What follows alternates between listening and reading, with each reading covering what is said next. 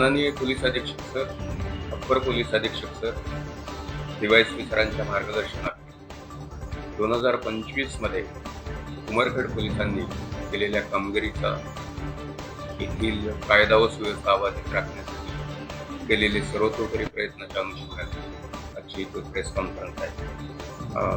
सन 2025 मध्ये पुणे या सदराखाली 2024च्या तुलनेमध्ये समांतर आहे, घटवाढ नाही.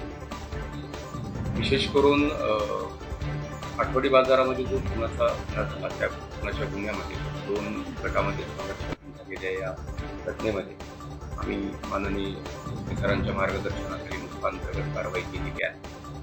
त्याचा इम्पॅक्ट हा गुन्हेगारी जगतामध्ये मोठ्या प्रमाणात झाला असून आमची प्रतिबंधक कारवाईची जी कारवाई आहे ती सकारात्मक आणि परिणामकारक ठरलेली आहे.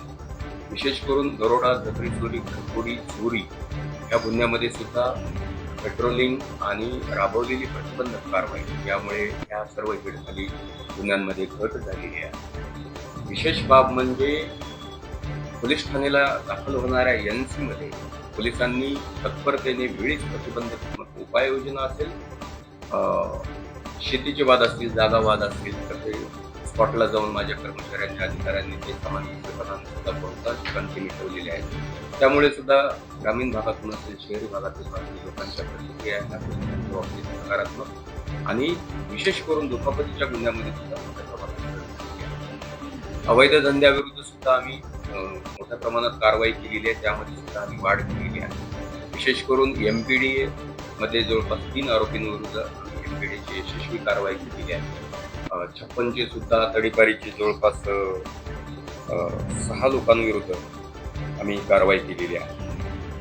तर ओव्हरऑलच गुन्ह्यांवर नियंत्रण आणि मालमत्तेच्या गुन्ह्यांमध्ये झालेली घट ही पोलिसांच्या आणि वरिष्ठांच्या मार्गदर्शनामुळे आम्ही चांगली कामगिरी करू शकतो असं मला इथे म्हणावंसं वाटतं. उमरखेडकरांचं मला इथे विशेषत्वाने खरोखरच कौतुक वाटतं. सर्वच राजकीय पदाधिकारी, सर्व संघटनांचे अध्यक्ष पदाधिकारी, व्यापारी संघटना असतील, डॉक्टर असोसिएशन असतील, सर्वसामान्य विद्यार्थी असतील, सर्वांनीच डीजे बंदीच्या अनुषंगाने सर्वच जाती धर्माच्या लोकांनी जो प्रतिसाद दिला तो खरोखरच उल्लेखनीय होता. आणि त्यामुळे येथील ईद ए मिलाद असेल, दुर्गोत्सव असेल आणि त्यानंतरचे सुद्धा छोटे मोठे सण उत्सव असतील हे डीजे मुक्त करण्यामध्ये उमरखेडकरांनी जो दाखवलेला प्रतिसाद खरोखरच निश्चितच स्वागतार्ह आहे. आणि हीच परंपरा यापुढे सुद्धा कायम राहील अशी मी आशा व्यक्त करतो. आणि यापुढे सुद्धा 2026 असेल आणि त्यापुढे सुद्धा उमरखेड पोलीस ठाणे हद्दीतील सर्वसामान्य जनतेच्या रक्षणासाठी, त्यांचं जीवित व मालमत्तेचे रक्षण करण्यासाठी निश्चितच कटिबद्ध आहे. आणि आम्ही सर्वतोपरी प्रयत्न करून जनतेच्या विश्वासार्हता पात्र राहण्याचा चांगला प्रयत्न करू वरिष्ठांचे मार्गदर्शन.